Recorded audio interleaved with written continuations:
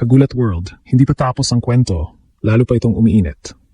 Matapos ang isang emosyonal at matinding panalo sa Rome, biglang umangat si Alexandra Ayala sa WTA Live Rankings. Mula number 42, ngayon ay nasa world number 38 na siya. Isang hakbang papalapit sa elite tier at isang malinaw na mensahe sa buong mundo na hindi na siya basta rising star, nandito na siya.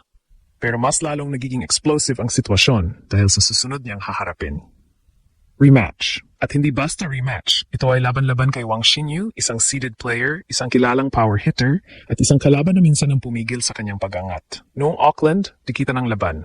Halos kanya na. Pero nauwi sa pagkatalo. Ngayon, ibang Alex na ang babalik sa court. Mas mabilis, mas matibay, mas kalmado, at higit sa lahat mas gutom. Sa clay courts ng Italian Open, kung saan nasubok at napatunayan niya ang kanyang composure laban kay Magdalena Frech, dala niya ngayon ang momentum, kumpiyansa at isang bagong armas, ang kakayahang bumangon kahit nasa ilalim na. Kaya ang tanong ngayon, ito na ba ang redemption arc? Ito na ba ang laban kung saan babaliktarin niya ang dating kwento? Dahil kung oo, hindi lang China ang magugulat. Buong tennis world ulit. Kung may isang salita na maglalarawan sa kasalukuyang estado ni Alex, iyon ay momentum. Hindi ito basta panalo lang. Ito ay panalo na may kasamang epekto. Ranking jump, confidence boost, at pagbabago sa tingin ng buong tennis community sa kanya. Mula sa kanyang panalo laban kay Magdalena Frech, hindi lang siya umusad sa torneo. Umangat siya sa sistema ng mundo ng tennis. Ang pag-akyat niya sa world number 38 ay hindi simpleng numero. Ito ay simbolo ng consistency, ng progress, at ng paglapit niya sa pinakamataas na antas ng kompetisyon. Ngayon, haharap siya kay Wang Xinyu, isang seeded player na may lakas at karanasan. Isang kalaban na hindi basta-basta matitinag sa pressure. At higit sa lahat, isang kalaban na may psychological edge dahil sa kanilang huling paghaharap. Pero dito nagiging interesting ang laban dahil ang Alex na makaharap ni Wang ngayon ay hindi na yung Alex noon. Noong Auckland, nakita natin ang potensyal pero kulang pa sa finishing. Ngayon, dala niya ang experience ng isang laban kung saan siya bumangon mula sa pagkawala ng momentum at natututong mag-reset sa gitna ng pressure. Sa laban sa Rome, pinakita niya ang isang mahalagang katangian, ang kakayahang bumangon. Mula sa dominasyon sa unang set, bumagsak siya sa ikalawa, pero hindi siya tuluyang nawala. Sa halip, nag-adjust siya, nag-focus, at sa huli siya ang nagdikta ng ending. Ito ang klase ng confidence na hindi basta nabubuo sa training. Ito ay hinuhubog sa laban mismo. At ngayon, dala niya ito sa rematch laban kay Wang. Sa papel, may lakas si Wang. Malakas ang serve, mabigat ang baseline game, at kayang tapusin ang rally na mabilis. Pero sa clay, hindi sapat ang lakas lang. Kailangan mo ng tiyaga, galaw at disiplina. At dito lumalabas ang mas komportable siya sa surface. Mas handa siya makipag-rally. Mas kaya niyang kontrolin ang tempo kapag humaba ang laban. Ang sagupaan na ito ay hindi lang power kontra power. Ito ay diskarte laban sa lakas. Pasensya laban sa bilis. At higit sa lahat, ito ay laban ng nakaraan, laban sa kasalukuyan. Dahil sa rematch na ito, may isang tanong na kailangang sagutin ni Alex. Handa na ba siyang baguhin ang ending ng kwento? Kung oo ang sagot, maaring ito na ang laban na magtutulak sa kanya sa mas mataas na antas. Isang panalo na hindi lang magdadagdag ng puntos, kundi magpapatunay na kayanin niyang makipagsabayan sa mga seeded players ng mundo. At kung mangyari yon, hindi lang China ang magugulat. Pati buong mundo, muling mapapalingon sa pangalan ni Alex, isang Pinay na hindi lang lumalaban, kundi unti-unti nang nangingibabaw sa global stage. Ngayon kababayan, dito na nagiging mas mabigat ang laban. Hindi lang sa physical kundi sa mental at tactical na aspeto. Dahil sa rematch na ito laban kay Wang Xinyu, hindi na ito simpleng next round lang para kay Alex. Ito ay isang laban na may kasamang history, emosyon, at higit sa lahat, unfinished business. Balikan natin sandali ang nangyari sa Auckland. Dikitan. Halos dikit sa dikit ang bawat set. May pagkataon si Alex na tapusin ang laban, pero sa huli, si Wang ang nakaangat. At sa ganitong klaseng pagkatalo, may dalawang pwedeng mangyari sa isang player. Mawala ng kumpiyansa o matuto at bumalik na mas malakas. At malinaw na malinaw ngayon kung alin ang pinili ni Alex.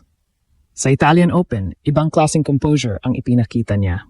Hindi na siya yung player na nagmamadali kapag dikit ang laban. Hindi na siya basta nadada ng emosyon.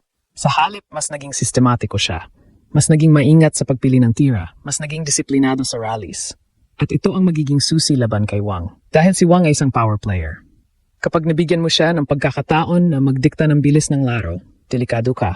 Kaya ang strategy dito para kay Alex ay malinaw. Huwag niyang hayaang maging one-dimensional ang laban. Kailangan niyang basagin ang rhythm ni Wang. Kailangan niyang pahabayin ang rallies.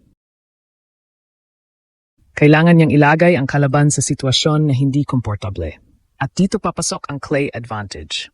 Sa clay court, hindi agad tumatapos ang rally. Kailangan mong pagtrabahuhan ang bawat punto. At sa ganitong kondisyon, mas nagiging mahalaga ang movement, patience, at decision-making. Mga aspeto kung saan malaki ang ipinakitang improvement ni Alex. Habang tumatagal ang rally, mas lumalabas ang disiplina. At kung may player ngayon na kayang maghintay at mag-control ng tempo, mukhang si Alex yon. Pero hindi magiging madali. Darating ang moments na babalik ang pressure. Darating ang pagkataon na si Wang ang magda-dominate sa ilang games. At dito masusubok kung gaano katibay ang bagong bersyon ni Alex. Kaya ba niyang manatiling kalmado kahit nahuhuli? Kaya ba niyang mag-adjust mid-match? Kaya ba niyang i-execute ang plano kahit mataas na ang stakes? Kung oo, hindi lang niya kayang makipagsabayan kay Wang. Kaya niya itong talunin. At kapag nangyari yon, doon na magsisimula ang tunay na shift, hindi lang sa laban, kundi sa perception ng buong tour sa kanya. Pero kababayan, ang mas malalim na kahulugan ng laban na ito ay hindi lang tungkol sa revenge o sa pagangat sa rankings. Ito ay tungkol sa pagpasok ni Alex sa isang bagong yugto ng kanyang karera. Dahil kapag natalo mo ang isang seeded player sa isang WTA 1000 tournament, hindi lang puntos ang nakukuha mo. Nakukuha mo ang respeto. Nakukuha mo ang atensyon. Nakukuha mo ang recognition na kaya mo nang makipagsabayan sa mga pinakamagaling sa mundo. At sa ngayon, nasa pintuan na si Alex ng ganong level. Ang pag-akyat niya sa world number 38 ay hindi lang simbolo ng kanyang progress. Ito ay babala sa mga susunod niyang makakaharap. Hindi na siya young prospect. Hindi na siya player to watch. Siya na ngayon ay isang pangalan na kailangang paghandaan. At kung titingnan mo ang trajectory niya, malinaw na pataas ito.